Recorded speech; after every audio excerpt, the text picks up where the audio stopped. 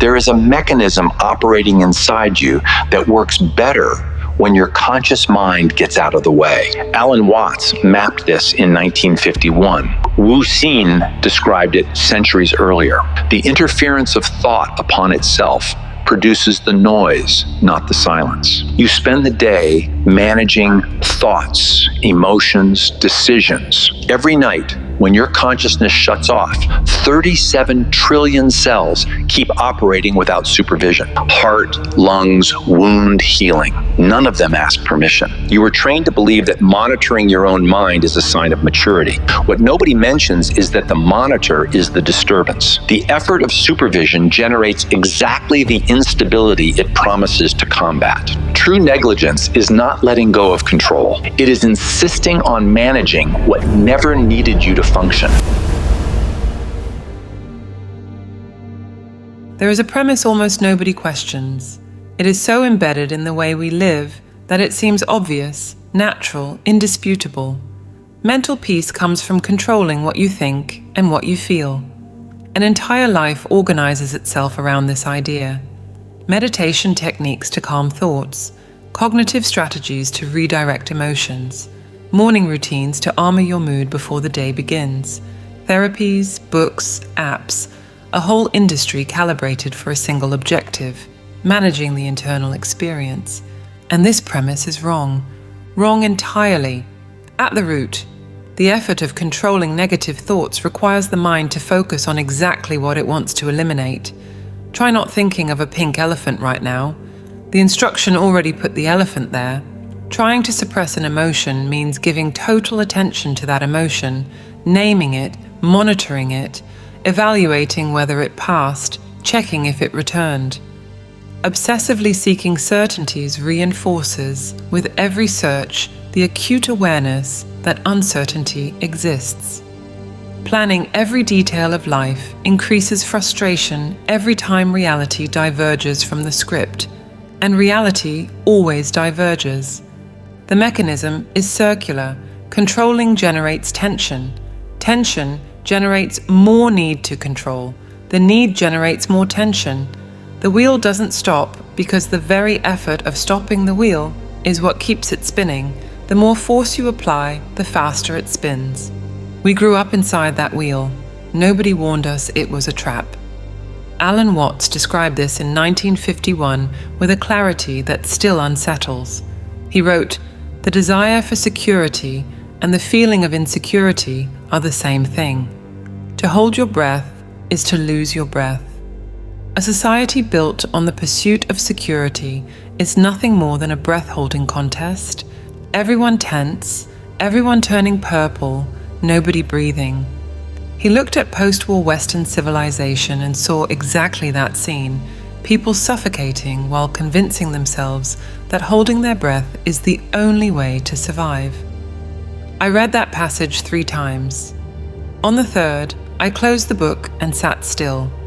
Not because I understood, because I recognized. I recognized it in the spreadsheets I build to organize things that don't need a spreadsheet, in the insomnia last Tuesday when I spent 2 hours mentally rehearsing a conversation that lasted 3 minutes and followed no script at all. The name I gave all of this was responsibility. Maybe it was. But the sensation was of someone holding their breath, believing they'll die if they let go. Watch what happens when someone tries to guarantee nothing will go wrong. Every anticipated scenario generates a worse scenario that hasn't been covered yet. Every contingency plan reveals a gap that demands another plan. The person isn't protecting themselves from uncertainty.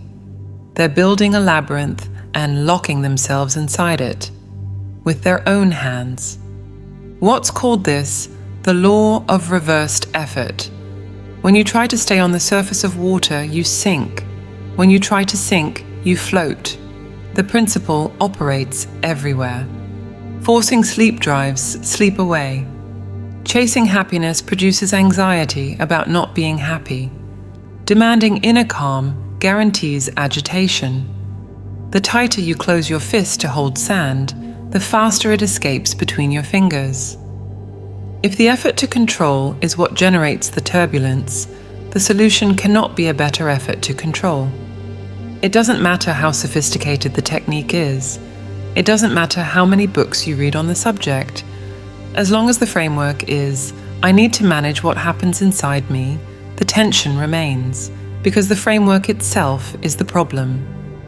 The manager who promised to bring order is the one creating the disorder. There is an opposite path. Taoism calls part of it Wu Wei. Wu Xin, a master in the non-dual tradition, points in the same direction from another angle. What's synthesized both for the Western world? The name we can give this path is conscious not knowing, nothing to do with ignorance. It is the deliberate recognition that the conceptual mind, with all its categories, projections, and scenarios, will never capture the living reality of existence. Watts used an image that stayed with me. Trying to catch a river in a bucket doesn't fail because you need a bigger bucket. It fails because river in a bucket is not a river. It's still water. The nature of the thing changes when you try to hold it.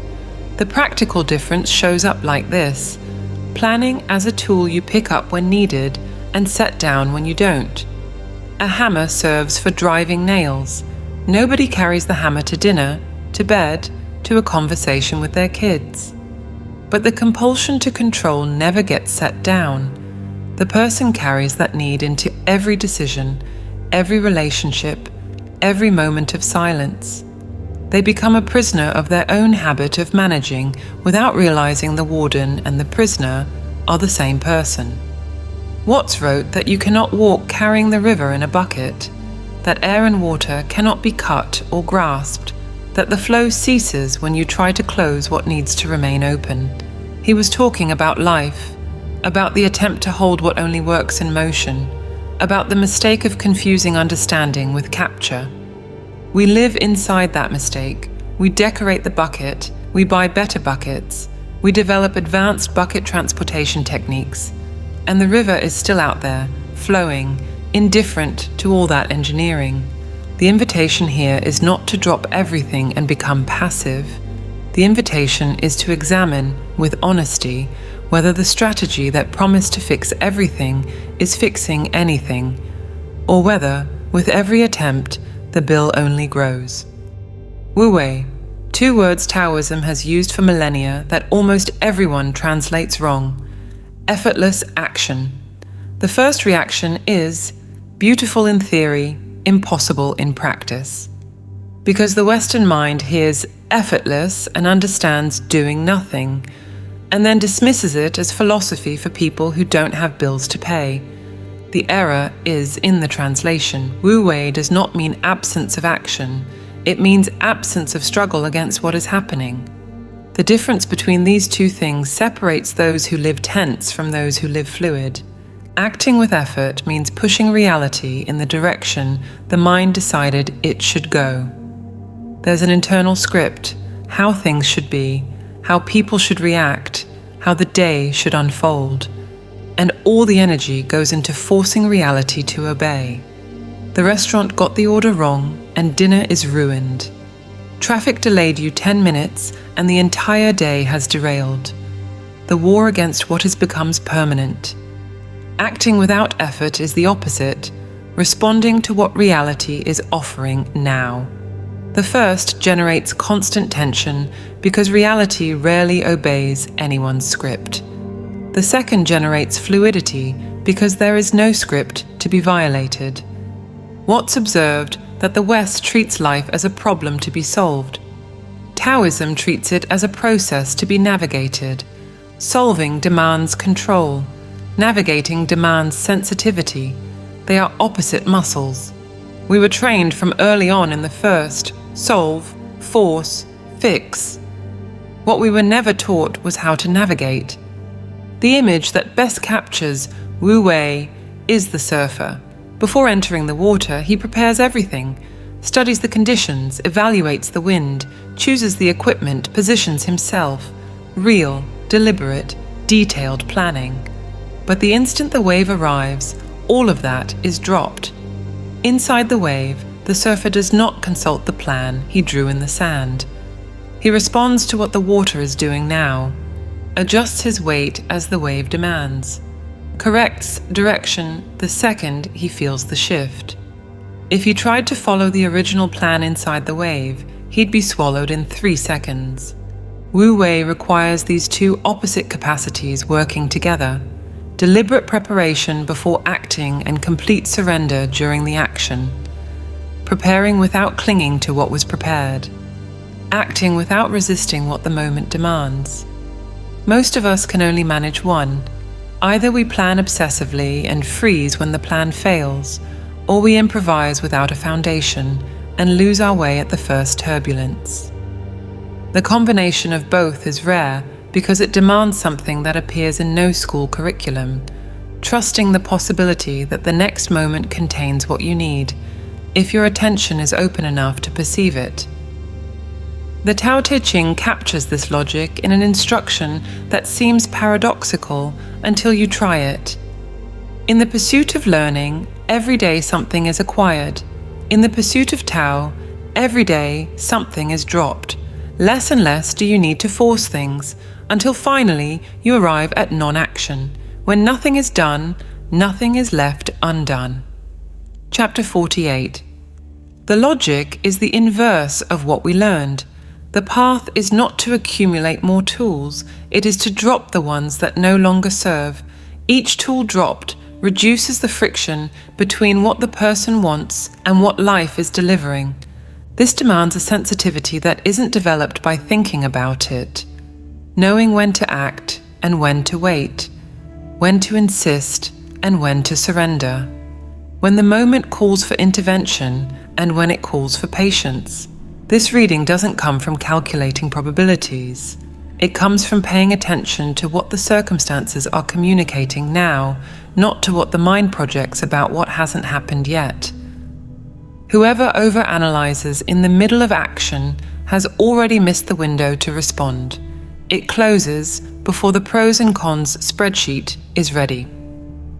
Chapter 15 of the Tao Te Ching describes the ancient masters as someone crossing a frozen river, alert, cautious, present in every step. And it asks a question that cuts deep. Can you remain still until the right action arises by itself? It sounds like an invitation to passivity. It sounds like the opposite of what modern life demands. But watch actual experience. How many bad decisions were born from the rush to decide? How many conflicts escalated because someone responded before breathing? How many real opportunities went unnoticed because the person was too busy forcing a fabricated one? In practice, Wu Wei shows up in moments we dismiss as coincidence. The couple that stopped trying to fix the relationship crisis and, in the silence that followed, discovered the problem had already dissolved on its own. The entrepreneur who dropped the business plan and followed a casual conversation that became the project of his life, though it took 8 months of uncertainty before he realized it was a path. Nobody was planning those outcomes. They were responding to what the moment offered. The practical instruction fits in one sentence: prepare what needs to be prepared, then enter the situation and respond to what it offers, not to what you planned it should offer. The wave doesn't consult your plan. The wind didn't read your schedule. Your only intelligent option is to surf whatever comes. Everything said so far seems to lead to a simple instruction: stop controlling, let go, trust. But there is a problem nobody mentions in that instruction, and it is the problem that stalls most people who try to follow this path. Who is the you that will stop controlling? The question seems silly until you actually think about it. If control is a habit of the mind, and I am that mind, who is going to give the order to stop? The mind ordering the mind to stop is the mind operating at full throttle. Trying not to control is a form of control.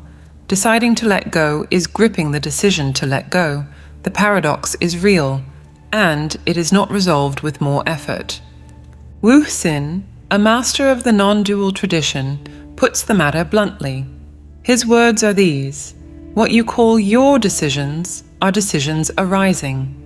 What you call your thoughts are thoughts appearing. What you call your life is life happening. Ownership is invention. What exists is experience. When that truly lands, it isn't an idea that shifts, it's the ground. The immediate reaction is discomfort, and the discomfort is proportional to how much the person has invested in the idea of being the author of their own life. If there is no doer, separate from the actions, who decides, who chooses, who deserves credit, who gets blame, the mind fires. If nobody is in charge, everything becomes chaos. If there's no pilot, the plane crashes. The entire identity feels threatened because it was built on the premise that someone in there is piloting. This reaction is predictable, and it is the same trap repeating at another level, because the entity that fears losing command is the same entity that insists on maintaining command. And we fall into this trap without noticing. The self that wants to get rid of control is control trying to survive wearing different clothes. It's the mental equivalent of a thief disguising himself as a police officer to keep stealing. The uniform changed. The operation is the same. Wu Xin makes an observation that cuts close to the bone. If someone believes there is a thinker behind thoughts, they should equally believe in a digester behind digestion and a heartbeater behind the heartbeat. Digestion happens without anyone deciding to digest. The heart contracts without receiving orders. Why would thoughts need someone deciding to think? They appear in the same way, without asking permission, without consulting anyone. The difference is that nobody identifies with digestion. With thoughts, a sense of authorship appears, and that sense is never questioned. The question hangs suspended. It disturbs more than any answer could. Watts described two selves inhabiting the same body. The first is the organism, animal, intuitive, connected to the present, operating with an intelligence accumulated over millions of years of evolution. The second is the self built by the mind, the narrator, the planner, the inner judge who comments on every experience and tries to manage what the organism already knows how to do. The self-conscious brain, Watts wrote, is a disorder in the same way a self-conscious heart would be. The separation between I and the experience that is happening is the symptom itself. What nobody tells you is that the paradox doesn't get resolved. It dissolves. The difference is the one that separates a math problem from a knot in wet rope. The problem is resolved by applying force in the right direction. The knot dissolves when it stops being tightened. In practice, it happens like this. The person notices they're trying not to control, and in that instant notices they're controlling the attempt not to control. The mind watches the mind watching the mind. An infinite hall of mirrors. At some point in this game, a laugh emerges, or astonishment, or a silence unlike any previous silence. Not because something was achieved, because the mind tired of chasing its own tail and, the instant it stopped, what was being sought was already there. It always had been. We spend our lives searching for glasses that are sitting on our face. When this truly settles in, the first effect is relief. Not the relief of someone who solved a problem. The relief of someone who discovered the problem never existed. The belief that there needed to be a manager sustained all the pressure. When the belief is seen as belief, not as fact, the pressure goes with it, like a shadow that vanishes when you discover the object casting it was never there. What remains is lightness, and astonishment at having carried so much weight for so long. The irony is that the backseat passenger doesn't just interfere with the driver, they suffer more. Whoever believes they need to supervise every detail carries the weight of everything that could go wrong. Every pending decision becomes a burden. Every uncertainty becomes a threat. Whoever perceives there was never a passenger separate from the car rest for the first time. The relief comes from an unexpected place, realizing the problem was fabricated. The paradox of control is not resolved by trying to resolve it. It is resolved by seeing, with a clarity that doesn't belong to the thinking mind, that there was never a controller separate from what is happening, and that what is happening never needed permission to happen. Flocks of starlings perform choreographies across the sky that no choreographer planned. Thousands of birds changing direction in the same millisecond without a single one giving the command. Rivers carve canyons over millions of years with no engineering blueprint. Just water following gravity. Nature operates without a decision committee. And it works. The Tao Te Ching names this intelligence in chapter 37. The Tao never does anything, yet through it all things are done. The formulation sounds mystical until you look out the window, but applying this to personal life raises a practical question that can't be ignored. If the path is to act without forcing, how do you distinguish genuine action from compulsive action? Because the two look alike from the outside, person acting, producing results, making decisions. The difference lies in the origin, and we rarely stop to check where the action is born. What exists in practice are two completely different types of action. The first is born from clarity. The person sees what needs to be done and does it. Without drama, without the weight of anticipating everything that could go wrong. The action is clean. It arises and completes itself, like the hand that reaches for a glass of water when thirsty. There is no deliberation about whether one should be thirsty or whether it's the right glass. The need appears, the response appears, the matter closes. Anyone who has had a moment of absolute lucidity about what to do in a crisis knows how this feels.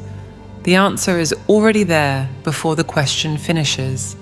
The second is born from anxiety. The person acts to relieve the tension of not acting.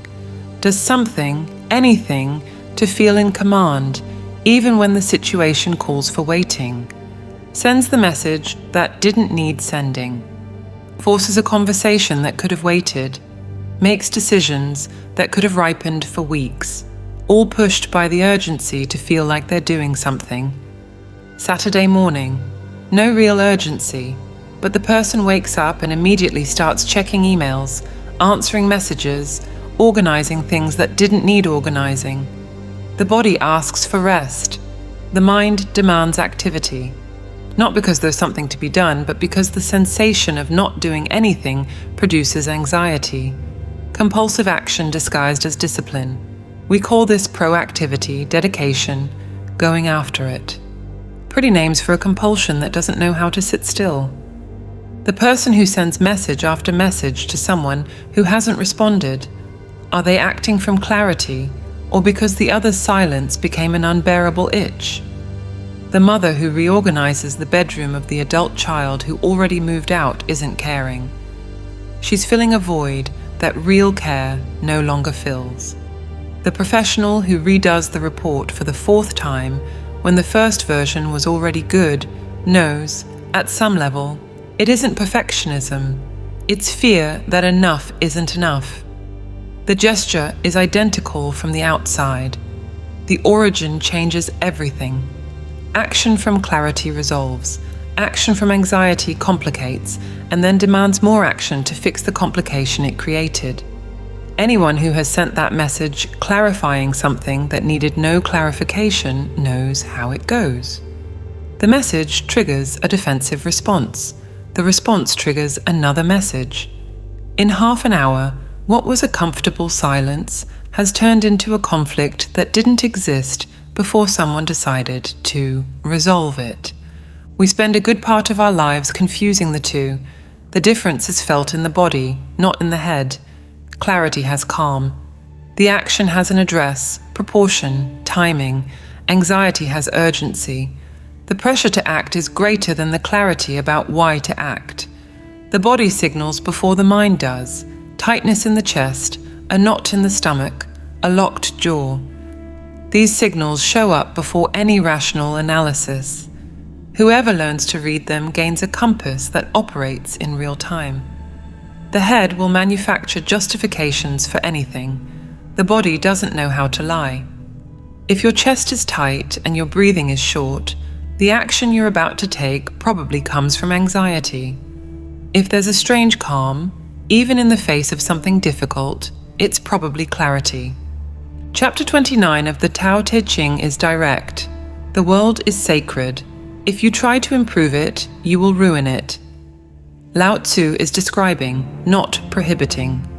He describes what happens when someone acts from the compulsion to fix what already works. We know this from experience. How many situations that were going to resolve themselves got worse because someone decided to help? The hand that tries to force a rosebud open before its time doesn't help the rose. It destroys the petals. The question was never whether we should act or stand still.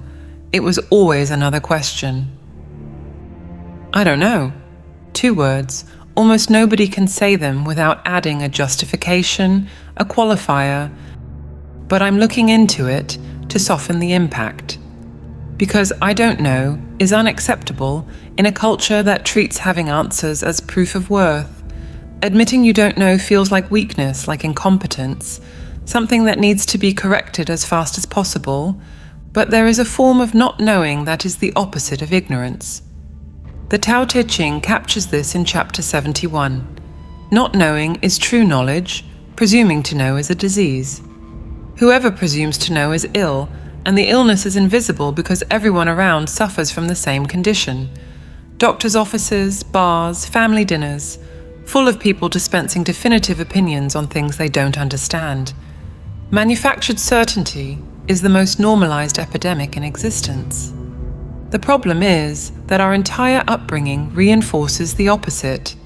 From an early age, not knowing is punished. At school with bad grades, at work with distrust, at home with, how can you not know? The competent person is the one with answers. Hesitation is unpreparedness.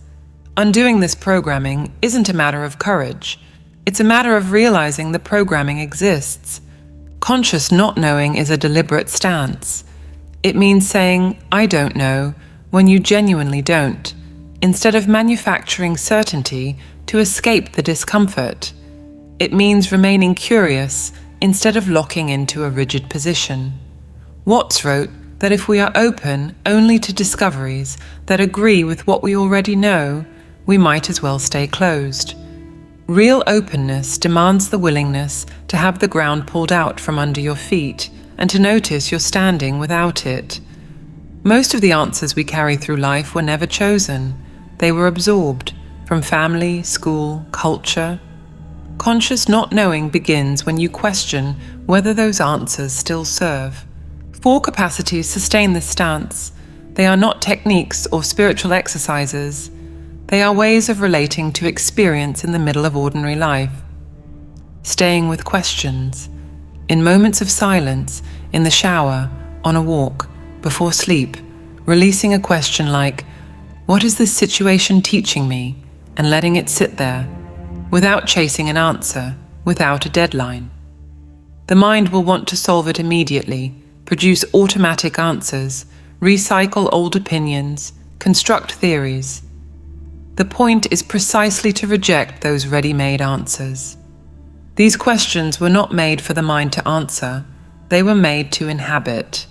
What happens when a question remains open long enough is that the answer arrives through another channel.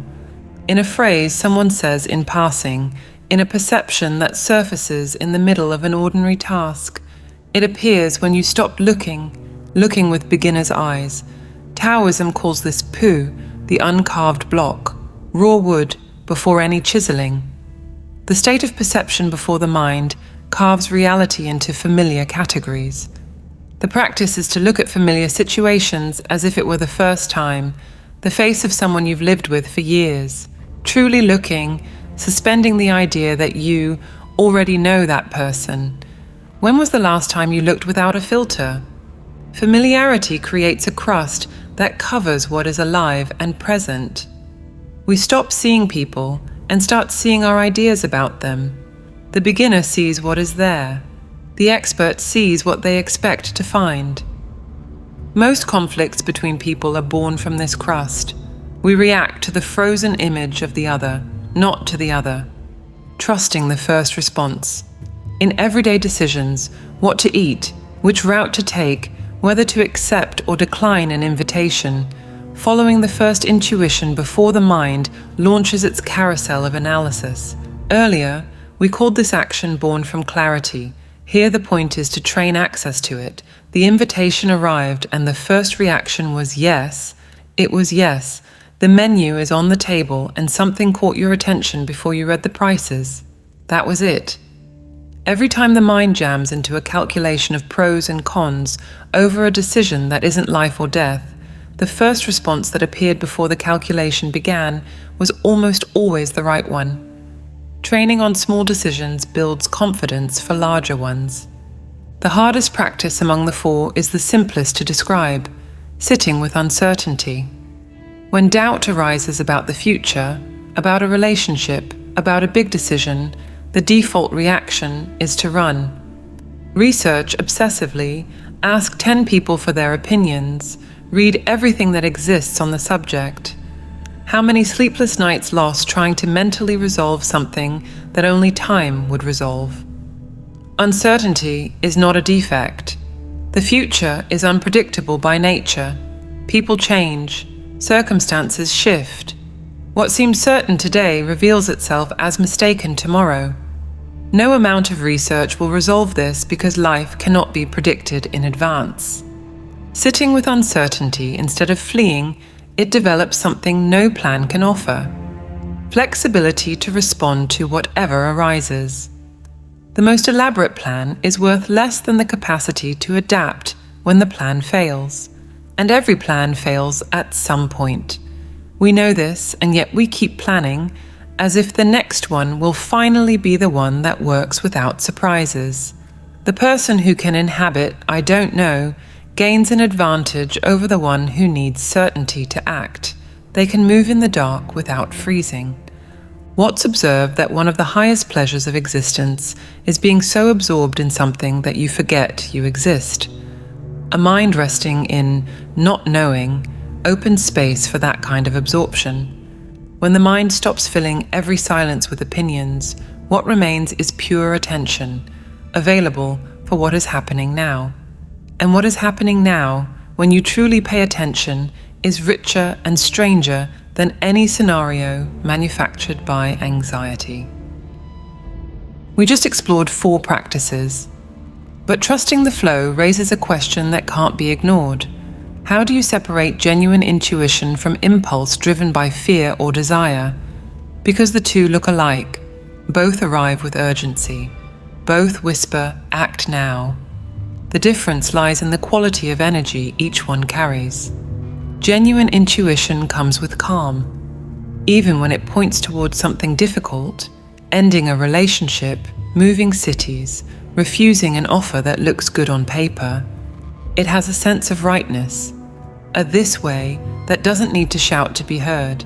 It comes without elaborate justifications. It's just there, quiet, waiting to be recognized. The person who turned down the promotion and 2 years later realized it was the best decision they ever made. They didn't calculate. Something inside them knew what the head hadn't yet understood. Impulse from fear or desire comes with urgency. The sensation is that something terrible will happen if you don't act now. The body tightens, breathing shortens, the mind races, hunting for arguments to justify the action, and the arguments always seem convincing in the moment. That's why so many people confuse impulse with intuition. When the pressure to act is greater than the clarity about why you're acting, it's impulse. Always. The distinction saves relationships. Most conflicts between people are born from manufactured certainties about what the other feels, wants, or intends. I know you did that because, and what follows is projection. The person doesn't know. They assembled a theory and confused the theory with fact. They're reacting to their own story about the other, not to the other themselves. And the other, sensing the projection, reacts to the reaction, and then both are fighting ghosts. Admitting, I don't know what is happening inside you disarms more conflicts than any elaborate argument. The phrase is so rare that when it appears in a conversation, something shifts. The other stops defending because they're not being attacked. A space opens that manufactured certainty always closes. When you stay curious instead of assuming you already know the person, every encounter becomes discovery instead of repetition. We spend years living with someone and thinking we know who they are. We know who they were the last time we truly paid attention, and that might have been months ago. The same person sleeping next to you changes every day, but we freeze the image and treat the freeze as truth. A deeper understanding connects everything said up to this point. External reality reflects internal state. The explanation is mechanical, not mystical. Whoever acts from fear finds confirmation of fear everywhere because they are filtering reality through fear. Every ambiguity becomes a threat and every silence becomes rejection. Reality didn't change. The filter changed. Have you ever noticed how on days you wake up irritated, everything seems to conspire to make it worse? Traffic gets worse, people are ruder, the coffee line takes longer. None of it changed objectively. The lens changed. I found this idea months ago. Some days I believe it, other days I go back to gripping. What changed is noticing when I'm gripping. Before, the lens operated without me knowing it existed. Now, when the world seems hostile, the first question isn't, what's wrong out there? It's, what shifted in here? I won't pretend this solved anything permanently.